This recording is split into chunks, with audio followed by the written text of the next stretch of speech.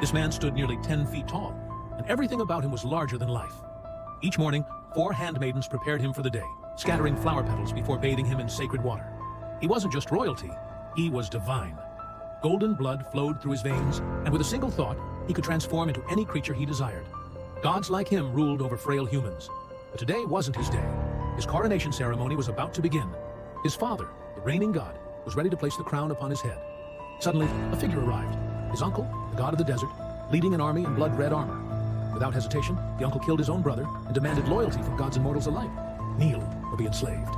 The young god, Horus, burned with rage. He raised his sacred staff and attacked, but Seth, the desert god, was ready. His warriors deflected Horus's powers using gleaming shields that redirected light. Horus took to the skies, shifting into the form of the sky god. But Seth transformed too, and the battle became brutal. Again, Seth's soldiers blinded Horus with light. Seizing the chance, Seth struck him down and ripped out his eyes, his source of divine power. Powerless, Horus lay defeated. Just before the final blow, the goddess of love begged for mercy, offering herself to Seth in exchange for Horus's life. He agreed, but cast Horus into a forgotten tomb, buried far from sunlight. Seth claimed the throne and became a ruthless tyrant. He enslaved the people and ordered the construction of a massive tower in his own honor. But hope remained. A mortal thief named Beck refused to live under Seth's rule.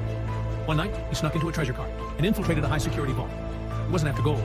He wanted to recover one of Horus's eyes. To do so, Beck had to survive 3 deadly traps. One misstep, and death was certain.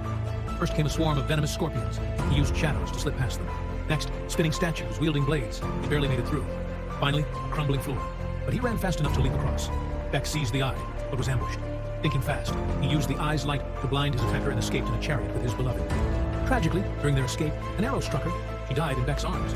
He hadn't stolen the eye for riches. He wanted to restore Horus and stop Seth's tyranny.